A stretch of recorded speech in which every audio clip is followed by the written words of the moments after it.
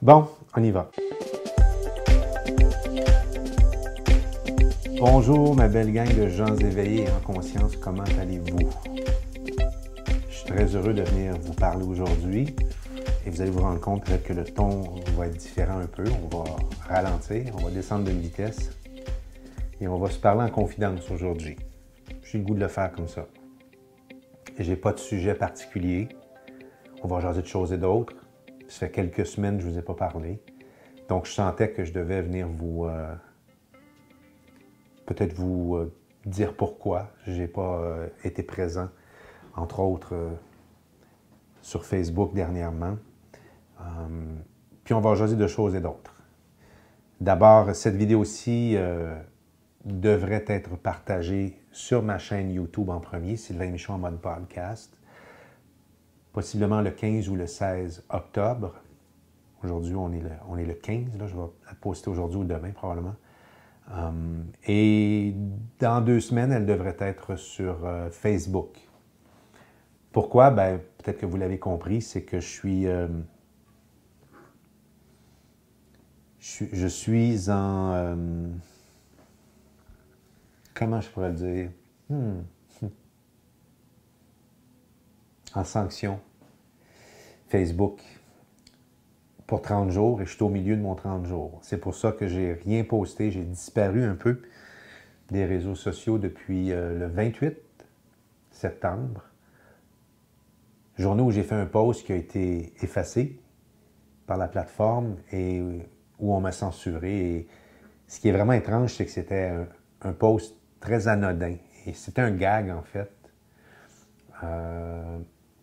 Concernant les élections, que je ne répéterai pas ici. On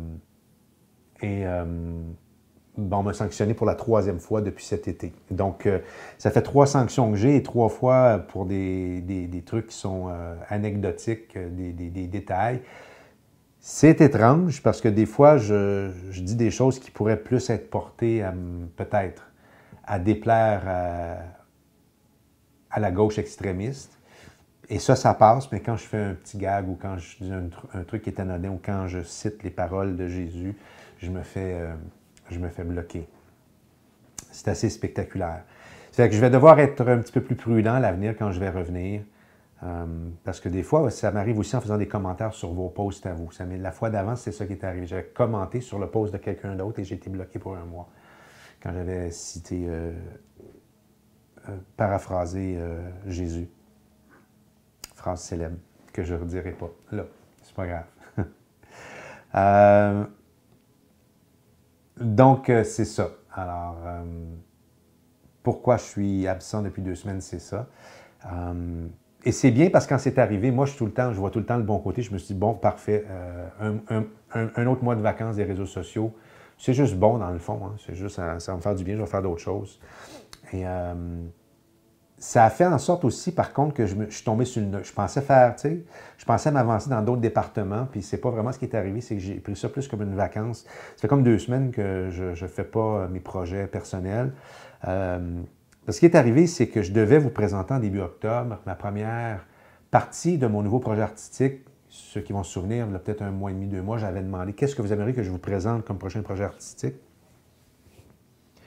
Et vous avez été nombreux à me répondre, c'était super bien. Et moi, je vous ai revenu quelques jours, semaines après pour vous dire « OK, c'est beau, je sais ce que je veux faire. » Et j'ai entrepris à ce moment-là mon nouveau projet. J'ai à peu près 15 à 20 minutes de fait. Et je m'étais dit, bon, ben c'est bien, à partir du 28, j'ai pu aller sur les réseaux sociaux, fait que je vais travailler activement là-dessus, puis je vais le sortir. Mais je ne pouvais pas le sortir. Donc, je me suis dit, OK, je ne peux pas le sortir avant 1 mois, fait que je vais prendre ça relax. Ce qui était bien, quelque part, parce que ce projet-là, j'ai pas un modèle, il n'y a pas un blueprint de ce que je veux faire. Je n'essaie pas de faire quelque chose qui a déjà été fait. J'y vais plus dans la nouveauté. Je ne réinvente pas la roue, là, mais j'essaie d'amener peut-être une façon d'amener un truc que je n'ai jamais vu, qui probablement existe à quelque part, mais que moi, j'y vais à l'aveuglette. Un peu comme un aveugle dans le bois. Là, tu lui donnes sa baguette et tu dis « Essaie de trouver la sortie ». Je me sens un petit peu comme ça en ce moment. Fait que j'espère que ça va être bon. Et là, j'ai pris une pause, mais il va falloir que je m'y remette parce que là, comme je reviens dans 2 semaines. Donc, la sortie de cette première partie-là devrait être fin octobre, début novembre. Soit dit en passant, ce n'est pas une série, là, et c'est surtout pas quelque chose qui ressemble à Callback que Sylvie Boucher et moi avons fait l'année passée. C'est quelque chose de complètement différent parce que je ne suis pas le genre à aimer me répéter. J'aime ça m'aventurer dans différentes choses différentes. J'aime toujours ça, faire des choses complètement à des opposés, j'essaie d'éviter de me répéter. Ça fait que c'est ça. Alors, ça me donne plus de temps pour faire ça, puis je vais essayer de vous sortir ça prochainement, en espérant que vous allez aimer ça. Donc, c'est la raison pour laquelle j'ai disparu. Cette vidéo-ci, elle sera postée sur YouTube, ma chaîne Sylvain Michaud en mode podcast, probablement le 15 aujourd'hui ou le 16 demain, octobre 2022. Et dans 2 semaines, quand j'aurai accès à mon compte Facebook, ben elle sera postée là.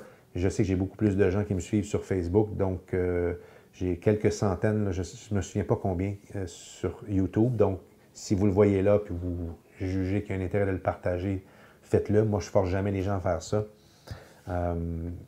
Puis sinon, ben, si la majorité des gens qui me suivent, ça se peut que vous le voyez avec 2 semaines de retard. Mais c'est ça. C'est pour ça que j'avais parti cette chaîne YouTube-là. C'était pour pallier à mes censures Facebook. Peut-être que vous pouvez vous demander pourquoi j'ai pris 2 semaines avant de publier, avant de m'expliquer, parce que je n'avais pas l'inspiration. Moi, je suis une personne qui produit du contenu seulement quand je suis inspiré. Des fois, je ne le suis pas. Et là, je suis tombé sur une note. Je me suis dit, bon, c'est beau.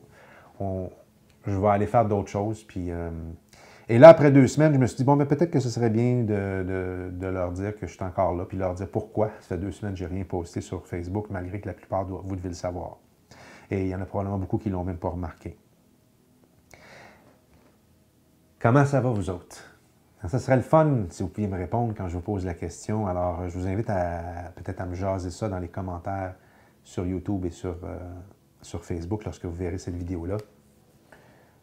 J'ai le goût de vous parler d'observation aujourd'hui, de choses et d'autres. On se parle aujourd'hui comme si on se connaissait depuis tout le temps. On est des confidents, sans artifice et sans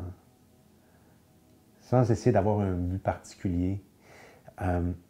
Moi, j'ai le goût de vous dire que c'est quand même un peu le fun et un peu inquiétant, ce qu'on a vécu depuis les derniers mois. C'est qu'on s'est fait foutre la paix. Donc, on a respiré un peu, c'est un jeu de mots quasiment, on a pu respirer librement depuis quelques mois, ce qui est bien le fun, parce que ça nous a enlevé la pression qu'on avait sur nous. On dirait qu'on nous a enlevé l'épine dans le pied, la roche dans les souliers, depuis une couple de mois. Mais j'observe aussi que beaucoup de gens sont retournés à leur vie normale, leur vie d'avant, normale entre guillemets. Autant du côté des gens en conscience que des gens inconscients. Hein? Mes 2 nouveaux qualificatifs, hein, au lieu de parler de choses péjoratives comme mouton et complotiste, on va parler de choses c'est neutre, tu es en conscience ou tu ne l'es pas. Et les gens qui ne sont pas en conscience, soit dit en passant, c'est pas parce que c'est des gens qui sont imbéciles. On est tous, à certains moments donnés, inconscients. Et tous les gens qui sont en conscience aujourd'hui, majorité en tout cas, je pense, vous serez d'accord avec moi, là, on a un jour déjà été inconscient. C'est souvent ce qui nous a réveillés. C'est-à-dire, on peut être inconscient des fois d'une relation d'affaires, d'une relation amoureuse, où est-ce qu'on se fait jouer dans le dos et on ne le sait pas. Hein? Des fois, on ne veut pas le voir aussi. Des fois, c'est la dissonance cognitive. Ben non, ça se peut pas. Et souvent, quand tu te fais vraiment ramasser comme ça, une couple de fois ou une bonne fois solide, c'est ça qui te réveille. Puis après ça, tu deviens un petit peu plus allumé, puis tu te dis, OK, c'est pas parce que moi je suis honnête, puis moi je suis bon, puis je suis avec mon conjoint, ma conjointe pour les bonnes raisons, mon partenaire d'affaires pour les bonnes raisons, que lui ou elle est nécessairement aussi. On a cette tendance-là, les gens qui avons un bon fond, les gens honnêtes, on a tendance à penser que tout le monde est comme ça, mais c'est loin d'être le cas. Ça vous est peut-être déjà arrivé, vous autres aussi. Moi, ça m'est déjà arrivé de fréquenter des filles qui avaient des petits défauts, mais je me disais, ah, je vais tellement l'aimer que je vais la changer. T'sais. On veut changer les autres, on veut qu'ils deviennent bons. Il faut l'essayer des fois, parce qu'on a beau se le faire dire, ça ne marchera pas, mais des fois, il faut l'essayer pour savoir que ça ne fonctionne pas comme ça. Une personne qui est foncièrement, qui a une déviance, là, peu importe, là, c'est pas le travail d'un autre à ramener cette personne-là. C'est elle-même, cette personne-là, qui doit faire le travail. Donc, gens conscience, gens inconscients de ce qui se passe.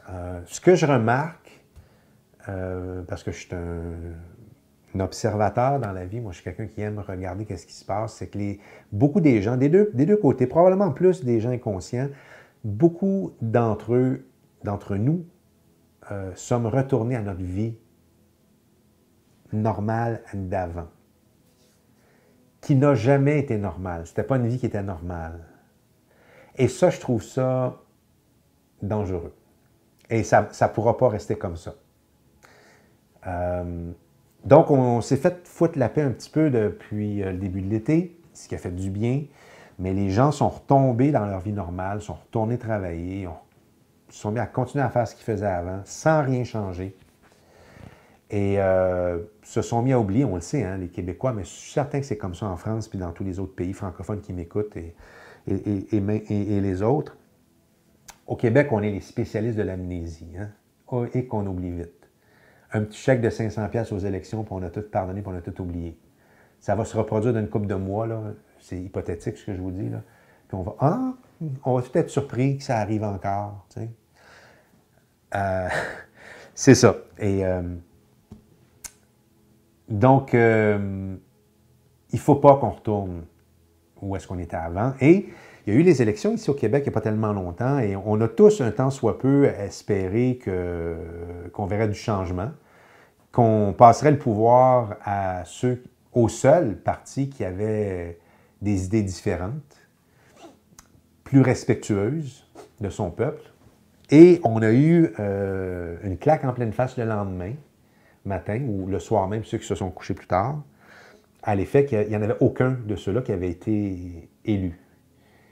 Et petite déception peut-être, mais c'est pas ça qu'il faut, c'est pas comme ça qu'il faut le voir. Je pense qu'on s'est fait mettre en pleine face exactement le même scénario que les Américains ont vécu il y a 2 ans. C'est la même chose. Et c'est d'une évidence incontestable, je dirais. Et c'est ça que ça prenait. Parce que s'ils n'étaient pas élus, c'est comme s'ils avaient fait du mal, on les tasse, et puis, comme on est amnésique, on aurait oublié. Hein?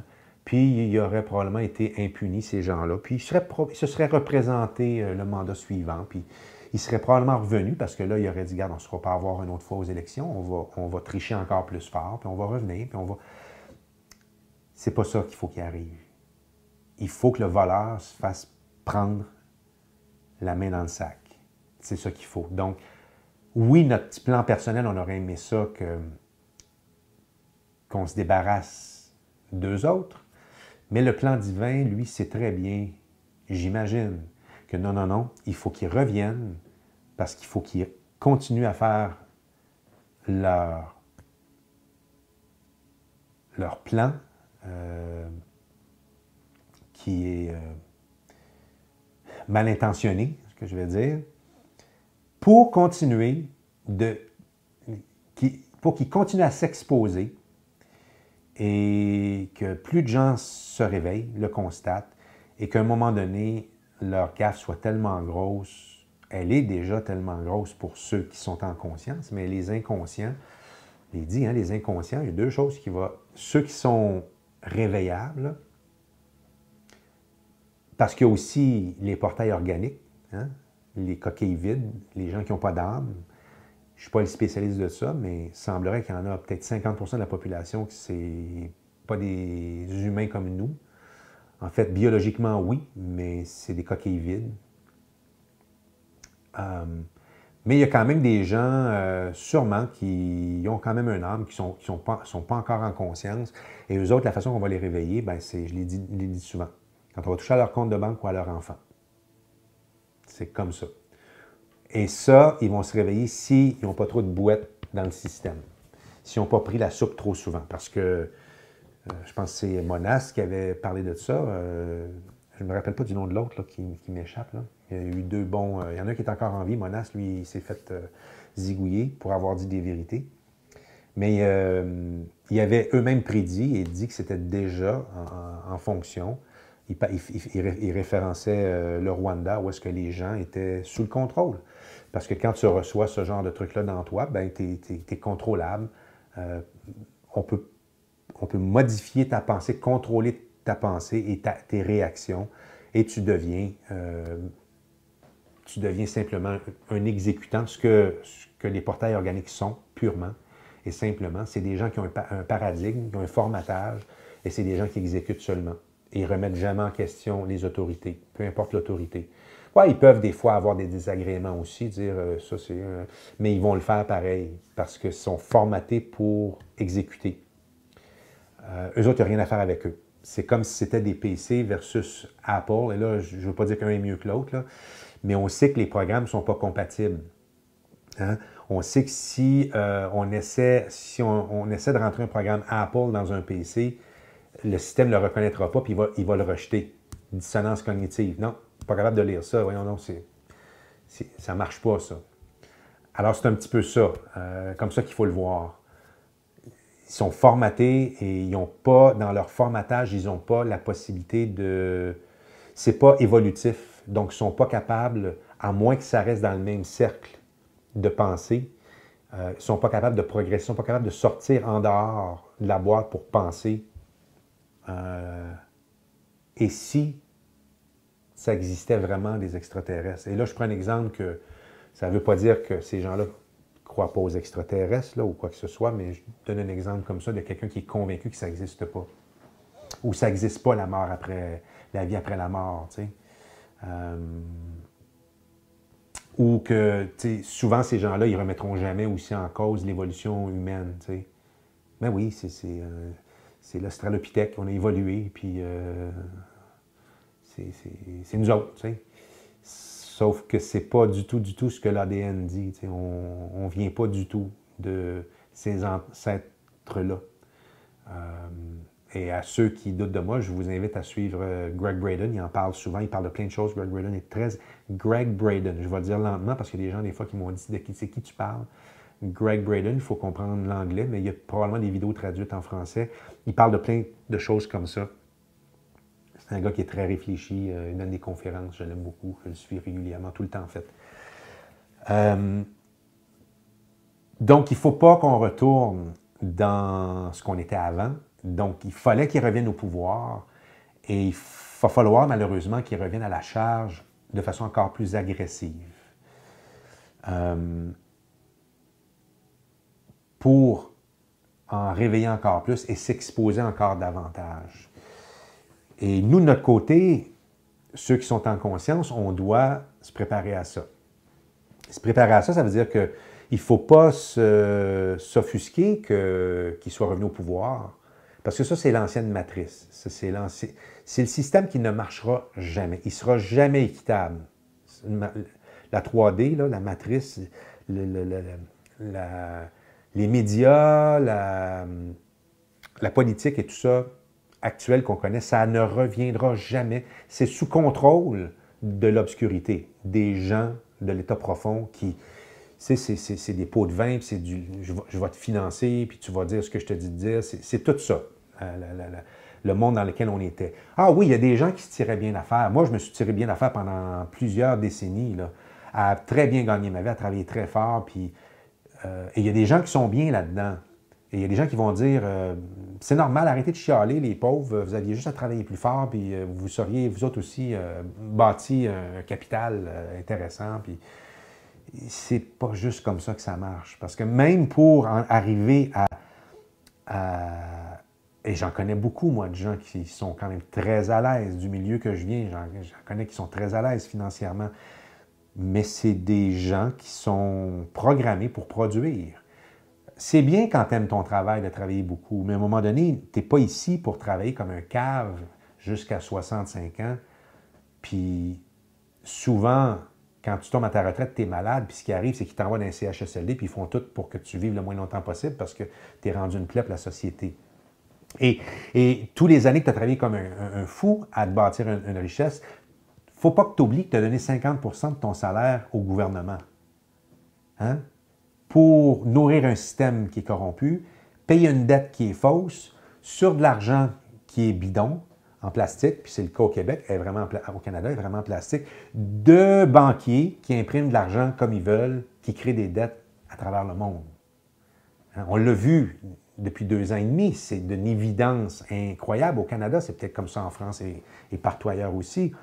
Donnez de l'argent. Confinement, mais faites-vous-en pas, on vous envoie de l'argent.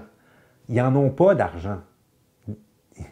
On est endetté depuis tout le temps. On ne l'a pas, cet argent-là. Bien, pas grave, on va l'imprimer. Le but, c'est quoi?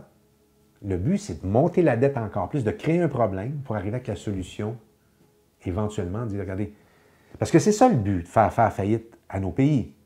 Québec, Canada, France, Belgique, États-Unis. Tous les pays, le but, c'est de leur faire faillite pour arriver avec la solution. Ah! Les banquiers, le nouvel ordre mondial a une solution. On vous rachète et on efface votre dette. Hey, on s'est endetté toute notre vie. Ils effacent notre dette puis ils rachètent le Canada. Ah oui, on a oublié de vous dire ça aussi, par contre. Ça veut dire que votre maison ne vous appartient plus, votre auto ne vous appartient plus, vos meubles ne vous appartiennent plus, mais on ne vous les enlèvera pas. Faites-vous-en pas. OK? Vous ne posséderez rien, mais vous allez être heureux quand même. Je ne l'invente pas, celle-là. C'est ça le but. Et on va vous laisser, tant que vous allez être des bons citoyens, on va vous laisser tout ce que vous avez. J'ai reçu une lettre cette semaine parce que j'ai eu une contravention le 20 décembre 2020 parce que je ne portais pas de muselière dans un parc où est-ce qu'il y avait eu un rassemblement et je n'étais même pas dans la zone. Moi, je n'ai pas voulu aller contester ça parce que c'est aller en cours, c'est aller en 3D puis débattre dans un milieu où est-ce que les règles du jeu sont faites par les tricheurs. Je n'ai pas voulu y aller. Et là, je suis rendu au bout de ça. J'ai reçu un avis cette semaine pour dire que date limite, il faut que tu payes avant quelques jours, sinon on saisit soit ta voiture, tes meubles, peut-être ta maison. Ou, Alors, c'est les menaces. Et c'est une contravention qui est totalement illégale. Alors, c'est ça le jeu. Il crée les règles du jeu au fur et à mesure. Qu'est-ce que je vais faire? Je ne sais pas. On va voir. Peut-être que je vais le payer pour acheter la paix, mais je pense qu'éventuellement, on va être remboursé tout ça. On verra. Là, moi, j'ai une très, très bonne confiance à ce qui va arriver éventuellement, mais ce n'est pas demain. Parce qu'il faut que ça rempire pour qu'il s'expose encore davantage et qu'il n'y ait plus l'ombre d'un doute pour personne à l'effet qu'on se fait diriger par des gens qui sont pas de 100% honnêtes envers les citoyens, on va le dire poliment comme ça. Bien, de notre côté, il faut qu'on sorte de ça, justement. C'est ce que j'ai fait. Moi, j'ai dit, moi, je ne suis plus là. Je ne suis plus là. Votre argent, là.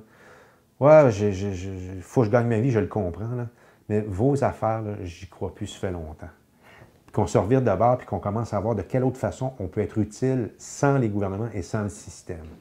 J'ai déjà parlé par le passé que, les gens qui sont créatifs, tout ça, c'est le temps, là, d'être créatif, les gens qui ont des talents et des choses comme ça. Il y a des gens qui m'avaient répondu, j'ai pas de talent, puis je suis pas créatif, moi, je peux pas rien faire. C'est pas vrai.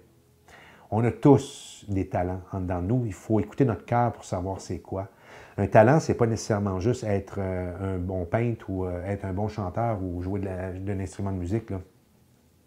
Un talent, ça peut être avoir un talent avec les animaux, avec les enfants, puis dire, ben moi, je vais garder les enfants des gens qui travaillent, qui n'ont pas le temps, puis moi, je vais le faire ça différemment. Ça ne sera pas une garderie normale, je ne sais pas, ça va être quelque chose, je vais créer quelque chose de créatif avec les enfants. Je vais leur apprendre à tricoter ou je vais leur apprendre à se faire à manger ou à faire un jardin. C'est une chose qu'il faut qu'on retourne aux bases, là. Tous ceux qui avons un petit bout de terre, un petit terrain, là, tout l'été, j'ai voulu me faire j'ai procrastiné. Je n'ai pas fait mon jardin cet été, je voulais en faire un. L'affaire, c'est que j'ai beaucoup d'arbres, je ne sais pas où le mettre. Mais l'été prochain, je le fais pareil, peu importe où, même s'il est en dessous d'un arbre, je vais me planter des... Parce qu'il faut retourner à ça. Il faut retourner à l'autosuffisance. Moi, mon rêve, c'est d'aller vivre off-grid, en dehors du système, dans une montagne, je ne sais pas trop où. Là. Je suis quelqu'un en ce moment qui est dans les Alpes en Italie, qui a acheté des ruines, puis qui est totalement autosuffisant. Puis je le regarde, puis je rêve d'être à sa place. Avec des panneaux solaires pour son électricité, l'eau, un puits. C'est mon rêve en ce moment. Mais il faut faire ce qu'on peut avec ce qu'on a. Moi, je vis en banlieue, donc j'ai des voisins tout le tour. Là. Mais il faut penser à, exemple, moi, je pourrais planter des tomates, puis éventuellement avoir besoin de la remorque de mon voisin, me dire, regarde, écoute, je te donne un sac de tomates, je t'emprunte, en échange, je t'emprunte ta remorque, il faut que j'aille chercher de la terre. T'sais. C'est vers ça qu'il faut qu'on aille. Penser à faire ce que nous, on est capable de faire, puis probablement qu'on va en faire en surplus, puis de dire, bien, regarde, je vais le donner au voisin qui, lui c'est un ébéniste. Il n'a pas de terrain, lui, mais c'est un ébéniste. Je vais lui donner, puis peut-être qu'un jour, il va me faire 4 chaises pour ma table de cuisine ou whatever. Il faut retourner à ça, à l'essence de qui on est, puis sortir, arrêter de dépendre de la chaîne alimentaire, arrêter de dépendre de l'industrialisation, puis retourner aux bases. C'est de ça que j'avais le goût de vous jaser aujourd'hui. Et gardez le moral, il n'y en aura pas de guerre atomique. Là. Ça n'arrivera pas, ça. Ça ne peut pas arriver.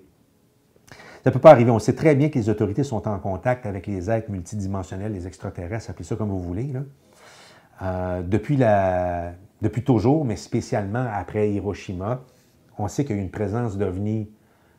Ça a grimpé de façon exponentielle suite à cette bombe atomique-là.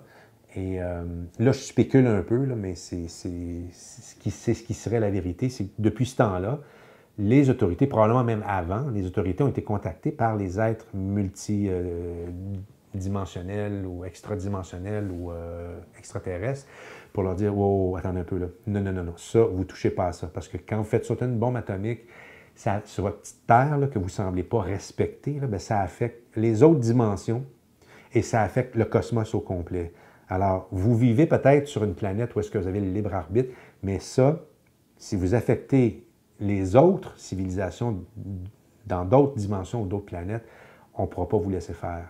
Et ça, je peux vous le garantir que les pays, les leaders des grands pays qui ont la bombe atomique, ils le savent tous. Fait qu'en ce moment, ils font juste jouer à « moi, je n'ai une plus grosse que toi ». C'est juste, en ce moment, là, c'est juste une game de short. La mienne est plus grosse que la tienne, mais il n'y a jamais personne qui va baisser leur short. Moi, je vous le dis, là, il n'y a jamais personne qui va l'étendre sur la table. Donc, il faut rester bien tranquille avec ça. Oui, ils peuvent la montrer. Là, ils vont show it off. Mais de toute façon, même s'ils la déclenchaient, il y a fort à parier qu'elle serait interceptée par la technologie qui est beaucoup plus avancée et ce serait neutralisé. Il semblerait que ça aurait déjà été le cas par le passé.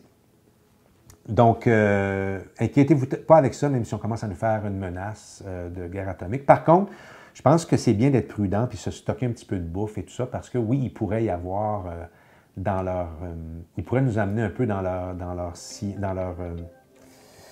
leur courant d'air vers des pénuries quelconques ou des choses comme ça. Mais si on reste ancré, calme, on n'embarque pas dans la peur, puis on prépare les coups, on se garde quelques journées, quelques semaines de bouffe un peu, là,